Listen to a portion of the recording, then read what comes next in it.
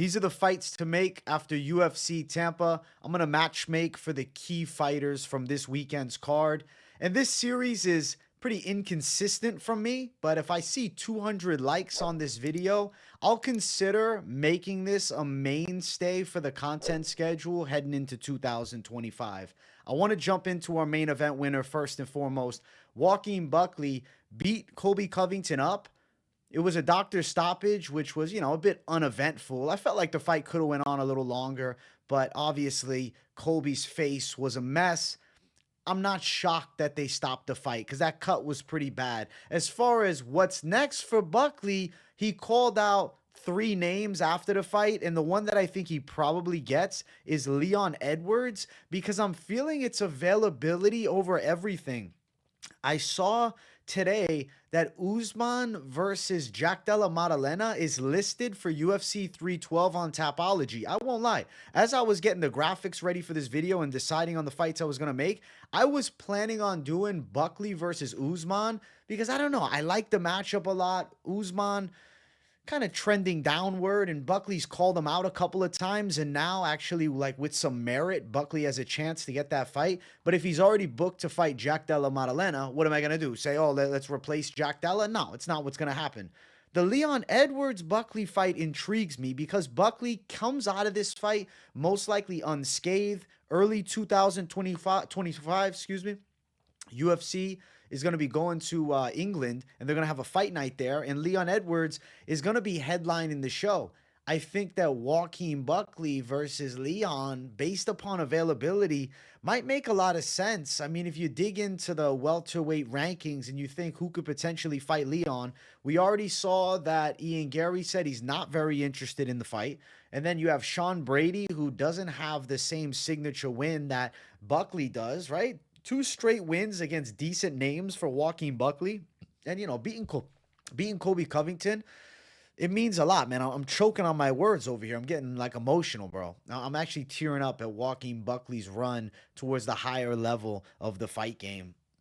I think that he's going to fight Leon next. I think it makes sense. I actually feel like he's in the fight, too. It doesn't seem like a complete washout. I'm thinking about the stylistic clash, and I'm like, okay, Leon's real slick from range, but Buckley's got that crazy explosiveness, and it wouldn't be insane if Buckley pressed forward and landed some takedowns on Leon. And if you compare their performances against Colby Covington, Buckley landed a lot more big shots on Colby. Sure, Leon touched him and out-kickboxed him, but he doesn't have the same explosiveness in his punches. This is actually a really interesting fight, and it's kind of crazy if you're a long-time watcher of Joaquin Buckley's career to see him go from like a mid-middleweight to now like a top-tier welterweight is pretty inspiring. So W to Buckley. No matter what happens with the Leon Edwards fight, the fact that he went from, an entertaining brawler at middleweight to beating Colby Covington and seemingly like close to a #1 contender fight, like, let's be real. If Buckley knocks out Leon Edwards, he's probably going to get a title shot. If Buckley wins against Leon Edwards, at worst, he's in a top contender fight once again. But this could be the #1 contender fight. It depends. It really depends on who's the champ. Leon Edwards is like not a needle-moving top contender and former champ. But if he goes out there and has a dynamic showcase against Buckley, I mean, it puts him back in the running at the very least as a former world champ. Though I could see both of these guys needing one more after this. I would say most likely path to the title for either one of these guys if they face off will be Buckley winning by KO. If Buckley dusts Leon Edwards, I think Buckley's getting a title shot. If he wins a competitive decision, maybe not. Either way, very interesting welterweight division because you also have Usman versus Jack Della Maddalena. That by some could be considered a top contender fight, especially with Usman and Belal having a bit of beef. If Belal's still the champ following the Shavkat fight, who knows, man? The welterweight division heading into 2025 is stacked with incredible fights, man. I love welterweight right now. I think it's on fire. And I do think Joaquin Buckley has truly become the dark horse. Dangerous punching power, crazy explosiveness, and he's a good wrestler. Yeah, Colby got him down, but he didn't do shit from top. And Buckley worked his way back up to the feet. Massive W for Joaquin Buckley. Deserves all love. And I'm looking forward to seeing Joaquin Buckley versus Leon, because I think that's probably what's going to happen. Now, next up, we're going to do our main event loser. So last week, I said Ian Gary versus Colby Covington. I'm going to stick with it. I slept on it. Last night I was considering it, but I was like, you know what? Let me sleep on it and let's see how I feel in the morning. I got up and I said, man, I still want to see this fight, especially because, Colby, he got cut over the eye. He can sway into the narrative that it was an early stoppage. And I think there's still interest in seeing him and Ian Gary fight. And just because Joaquin Buckley busted up Colby Covington doesn't mean that Gary definitely does. There's an argument, yes. I mean, I do think Ian Gary has a clear striking advantage, man. Like Colby Covington, he's got decent pressure still, but he's not very precise with his boxing. He's like slovenly with his hands, right? That's the best way to describe him. He's a slovenly boxer. He's throwing these wide, looping, and awkward shots, and they don't really land with much precision. They're not super clean or powerful. He's a slapper, to be honest with you. He's a bit of a slapper.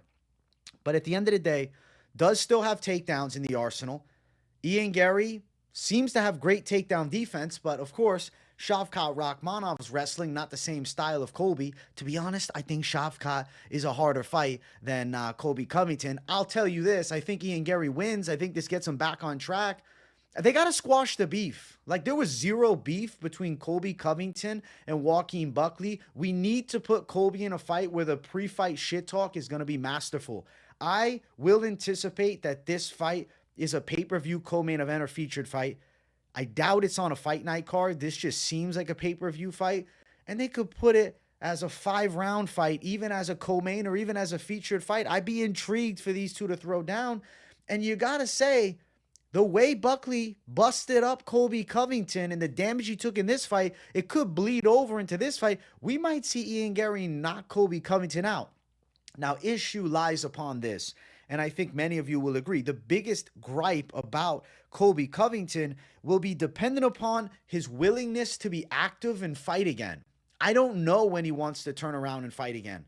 He could take another year off, and in that case, it's better for Ian Gary to move on and fight someone else. But if Colby Covington is hard-pressed to make a return this summer, I'm sure Ian Gary would be intrigued, and he'd want a chance to beat the hell out of Colby. And now, let's be real, Ian Gary is kind of the A side in this fight here. He's coming off a very competitive fight with Shavkat Rakhmonov, super promising up-and-comer, and then, Colby Covington, I don't want to say he's washed, but he's on the way out. He's not the same Colby from, several years ago, giving Kamaru Usman a true run for his money.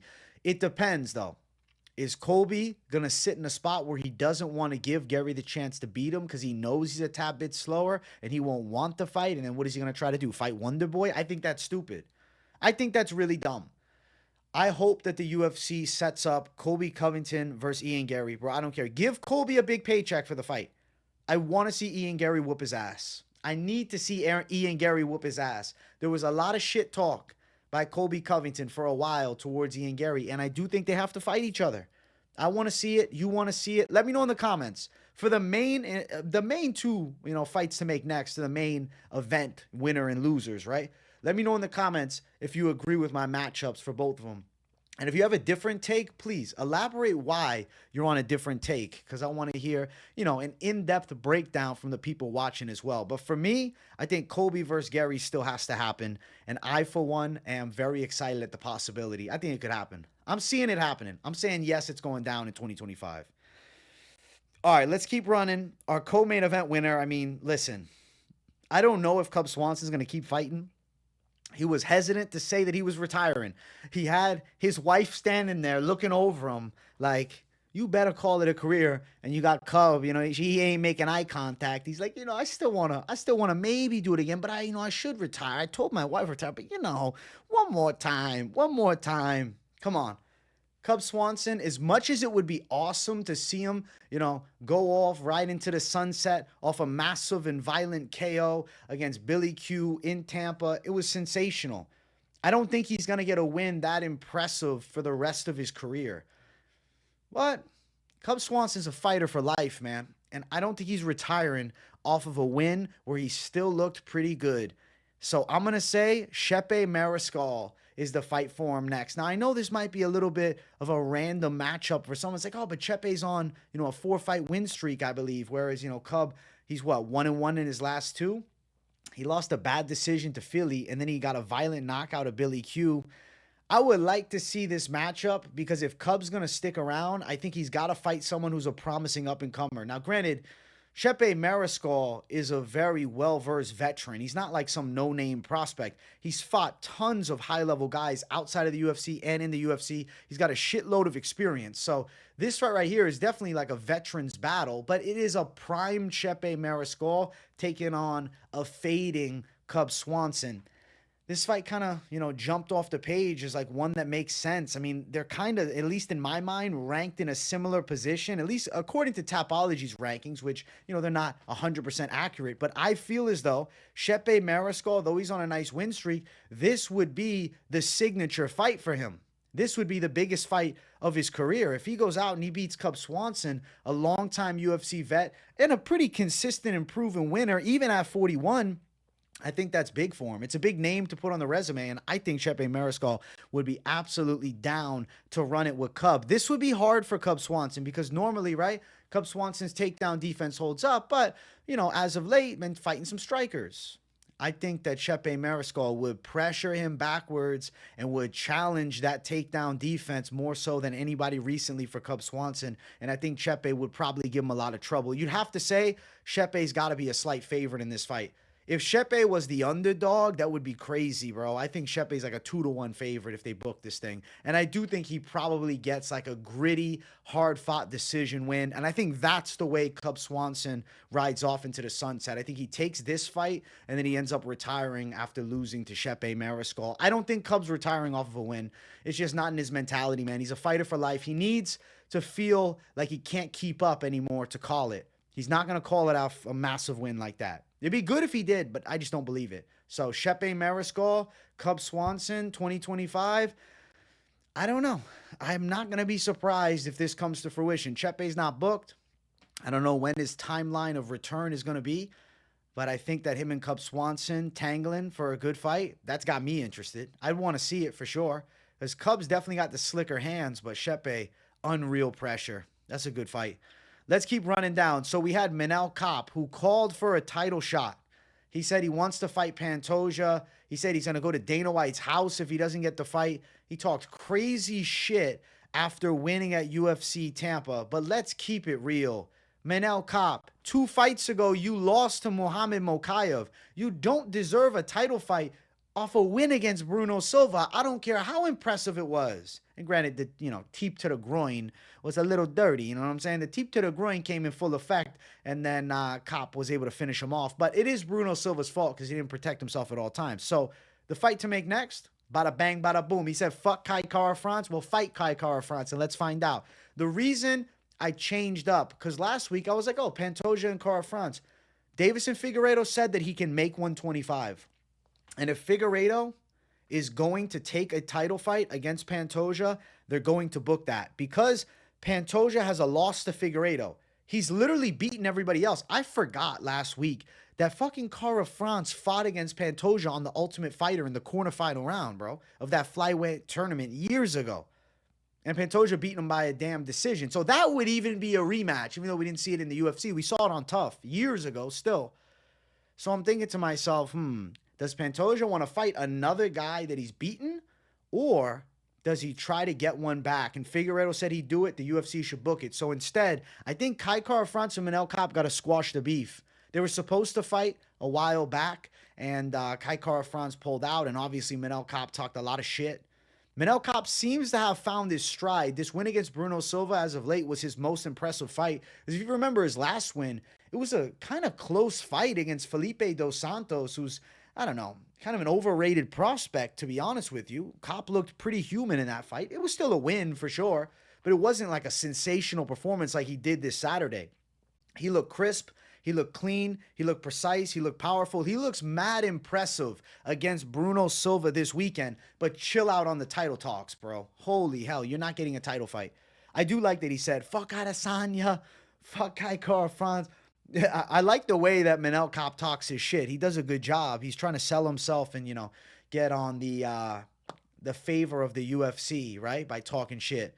but he's a little cringe at times. And, Manel Kape can come off a bit D-baggy. Now, I like the aura and the confidence for sure. I want to see this fight between him and Kai France. And I think Manel Kape's pretty damn good. He's definitely ready for this high level. And I want to see the striking clash. So why not make this fight? Because honestly, Kai France is one of the heaviest punchers at flyweight. And Manel Kape's probably one of the quickest strikers at flyweight. This is the fight to make. Not a title fight. A number one contender fight. The winner of this fight deserves a title shot. I think you could say it confidently. The winner of this fight, give him a title fight. Now, I know there'll be naysayers. Oh, but what about Makayev? Bro, the UFC released him. That ain't my fault. I got to matchmake with who's on the damn UFC roster, not who got released because, he couldn't get along with the UFC employees and shit. That's not my fault.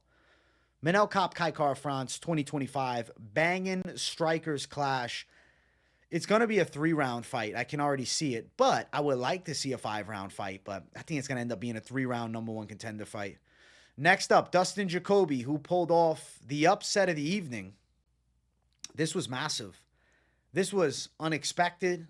I don't think any of us really predicted that this was going to happen. Dustin Jacoby wins by 3rd-round knockout against Vitor Petrino, who is built like an absolute freight train, but now has been violently chinned and fight before, exposed by Anthony Smith. He's killed as a prospect. So who's Dustin Jacoby fight? Well, might as well throw him another crafty veteran because Ryan Spann has never fought Dustin Jacoby, and both guys have pretty impressive striking skills. Spann's really explosive, Jacoby more technical.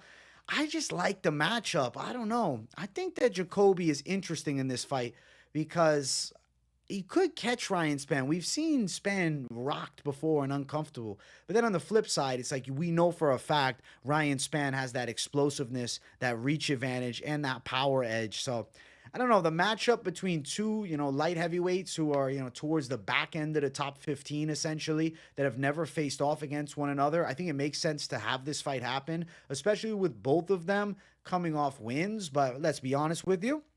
The win for Ryan Spann, Ovin St. Preux, that's not really a win that's going to get you fighting far up the rankings. For Dustin Jacoby, beating a good prospect is nice, but recently he lost to Dominic Reyes by violent knockout, and he lost a decision to Alonzo Menafield, so he doesn't deserve some crazy move up the ranks. Let's do Ryan Spann versus Dustin Jacoby. It's the fight to make for sure. I want to see how they face off.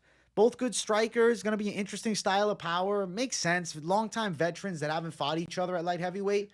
Let's do it. Early pick is hard to make, but something tells me Ryan Spann could catch him. But it's just, you got to worry about Spann sometimes because he could fall apart too. But Spann is a little more crafty. I like this fight. Ryan Spann versus Dustin Jacoby. The Jacoby stock has definitely rose, but it can't go that far. He still lost recently to Menafield, and he got knocked out in the first round by Reyes. So you can't do much else besides this right here. We're doing Superman Spann, Dustin Jacoby as the fight to make next after Jacoby absolutely exposed Petrino. He was losing the fight, but sick comeback either way. Almost left out my guy Vitor Petrino after getting absolutely exposed, but I feel like I have to give him a fight to make next. And at this point, for him to hold on to any bit of relevancy and a chance to be rated at, top 12, top 15 in the next, 2 to 3 years, he needs to win.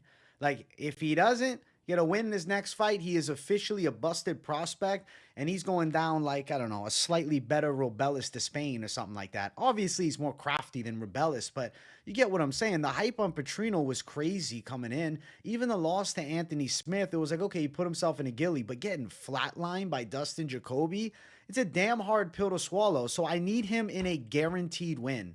I don't think that he loses to the 40-something-year-old OSP who looks like the uncle at the barbecue in 2025. This is a 2024 pick. 2025, bro, he's the uncle. The Grays start coming in its game, set, match. I mean, let's do OSP versus Petrino. It's a big name. OSP's been in there with a who's who. He's coming off a loss to Ryan Spann. Petrino coming off the loss to Jacoby and the loss to Smith. I feel like it kind of makes perfect sense to match these two guys up against one another. OSP does have a recent win over Kennedy and Nzechukwu in a close fight, which honestly, that aged pretty damn good because Kennedy and Nzechukwu doing work at heavyweight right now. He could end up beating Petrino too. Can you imagine Petrino gets subbed by a 42-year-old Ovin St. Preux? At that rate, I think it's over. the Petrino hype is officially dead. I'm holding on to this much hope that Petrino can start closing distance slightly better and that Petrino can improve his wrestling. He's got so much power, but he just isn't accurate for the most part. He lands clean at times, like he's throwing a lot, but he's missing a ton. Jacoby was crafty, caught him in the third round. I really don't want to give up on Petrino yet. And a win against OSP has to happen next. If he loses to OSP, then yes, we will officially give up on him as far as a talented light heavyweight prospect. But we need some light heavyweights, man. The old guard can't keep beating the new guys on the come up. Eventually, we've got to have some savages start breaking through. I thought Petrino might be the one. I mean, he was definitely supposed to beat Anthony Smith. And then he was supposed to beat Jacoby. I mean, he's definitely supposed to beat Ovin St. Preux. We're not giving him any fights where he's going to be sitting as an underdog. So if he can't win these fights that, he's supposed to win, as the, notch of competition turns to that elite tier, he's fucked. Like, he's not even going to get there at this rate. As of right now, 2 losses in a row and a violent third-round KO loss. He should be thankful he's getting this OSP fight because it's a true bounce-back fight. This is a tune-up. I'm giving him a tune-up fight. The UFC could say F him and just give him a really hard matchup against like another up-and-comer. But I think instead, better route is put Petrino in there in a very winnable fight against OSP. I'm sure the UFC is going to be going to Brazil in the next 4 or 5 months, maybe 6. Petrino, he's going to need a little bit of time off to let that chin heal and recover from the violent KO. Let's do Ovin St. Preux versus Vitor Petrino somewhere in Brazil.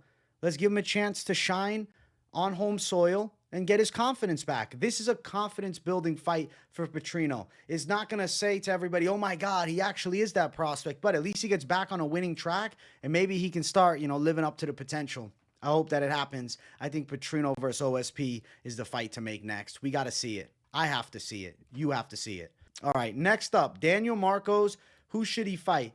Honestly, I am not super crazy about this fight, but I was looking at the rankings and I was thinking of potential future matchups at bantamweight, and I'm like, I can't find anywhere to put Daniel Marcos, and he called out Jose Aldo, and I know it's a bit of a stretch, but like I might give him Jose Aldo. He's undefeated. Aldo is kind of fading, right? He lost his decision to Batista. Worst case scenario, Jose Aldo sends back a prospect that maybe is a bit overrated, and then we know that he's not towards the true top 15. Or maybe Daniel Marcos beats Jose Aldo, and now Marcos is going to have a ton of stock and pulling power moving forward up the ranks. Like, it would be a signature win. He just beat Adrian Yanez. There's another option, though. I'll tell you guys, I had a thought process. It's like, okay, you could say, well, what about Marcos Chris Gutierrez? Sure, that could be the fight. But does a win over Adrian Yanez not mean enough to fight past the Chris Gutierrez, right? The Gutierrez fight's really not much of a needle mover. I'm not like, oh yeah, I'm so excited to see Daniel Marcos Gutierrez. Like, I'm not even that hyped to see Marcos versus Aldo, to be honest. I think Aldo beats Daniel Marcos, and I kind of want to see Marcos lose at this point, and I want to see Aldo get back on track. So let's give him a striker. I want to see Aldo fight someone that's not going to try to take his ass down. I don't want to see him pinned against the cage. I want to see him throwing punches and kicks. And I think Marcos will give him that opportunity. Now, it could be a little bit too much of a far-fetched task for Marcos to get a, far push up the ranks like that. But he is undefeated as a pro. The undefeated record carries weight. He beat Adrian Yanez. Yes, it was competitive, but ultimately found his way to win. Jose Aldo, towards the twilight of his career, only recent win is against Jonathan Martinez, who's, a high caliber guy, for sure, nasty leg kicker, but also just lost his second fight in a row. And Aldo's coming off an L to Batista, and it doesn't seem like the UFC is trying to put together Dominic Cruz, Jose Aldo in a super fight, like an OG super fight, because I would rather see that. So let's do this. Let's do Daniel Marcos versus Jose Aldo. Let's see who takes it. I like the fight. I don't love it. I like it. I would rather see Aldo Dom Cruz. And then if Aldo gets the fight that I want for him, and they don't give him Daniel Marcos in a battle of old guard versus like new guard kind of, then I'd say Daniel Marcos versus Jonathan Martinez also makes sense. That would be my second option. I like the Jonathan Martinez fight for Daniel Marcos, but Martinez on a 2-fight losing streak, Marcos undefeated. You get what I'm saying? Like, having an undefeated record in the UFC, and not like you just debut and you fought some fights in UFC and you never lost. it has some weight to pull regardless of close decisions. And I think Aldo and Marcos might be the fight that happens. But, bruh, Jose Aldo will beat Marcos' overrated ass. Jose Aldo beats him. Let's go. Next up, we're doing Michael Johnson. Michael the Menace Johnson. What is next for him? Well, he's talking about making a run towards the top. Bro, he's 38, but he's still got big dreams. I respect Michael Johnson's mentality and high dreams, right? He's a skilled fighter. He's always been good. But damn, he's been inconsistent. That's why he's 24 and 19 as a pro. He's almost at 50-50. But when he's on point, he's one of the slickest boxers in the UFC. And I said, wow, why don't we do Jim Miller versus Michael Johnson? It hasn't happened yet.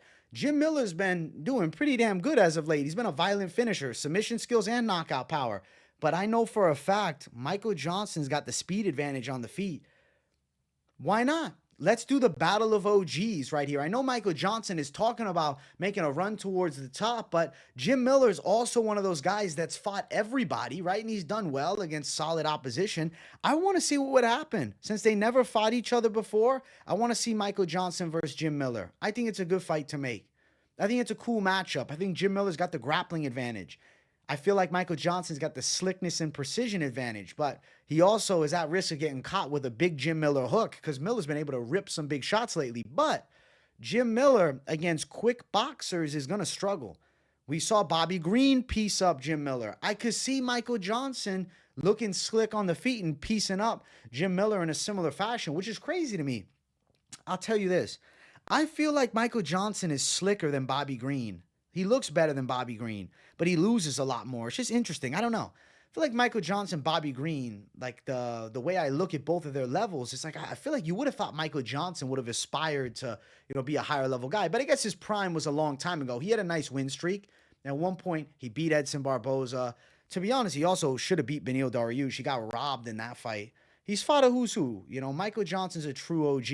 And I guess he fought Nate Diaz before Nate Diaz fought against Conor. He's been in there with Habib. Johnson's a true OG, so why not do OG versus OG, and let's find out who's got the goods. I want to see Michael Johnson versus Jim Miller 2025. Count me in for this fight. The UFC has to book it. I know Johnson's talking about a Gaethje rematch. Chill on that. Let's do an old man BMF title right here for this fight, and let's do Jim Miller versus Michael Johnson. I have to see it, and so do you. Let's go.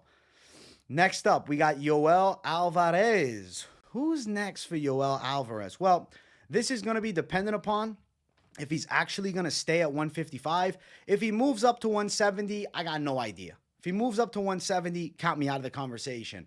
Now, I considered Benoit Saint-Denis, but something tells me him and Jalen Turner is the fight to make because both dudes are 6'3" at 155. And if he's sticking around at 155, Jalen Turner, ranked number 14 in the world, I think now's the time. Let's set up the freakish frames against one another. Two of the tallest guys at lightweight, period, that exist anywhere in the world at 155, fighting one another. I think it's a sick matchup. Jalen Turner's slick. He's pretty explosive. He's definitely damn powerful, but Yoel Alvarez, a little bit sharper with his striking, I would say. A little bit more dangerous on the ground. And I feel like it's a matchup to get excited about. I think the UFC would be making a mistake not having this happen. Now, I get it. They could do Alvarez versus Benoit Saint-Denis, especially if the UFC is going to Spain. But Saint-Denis versus Alvarez should only happen if they're going to Spain.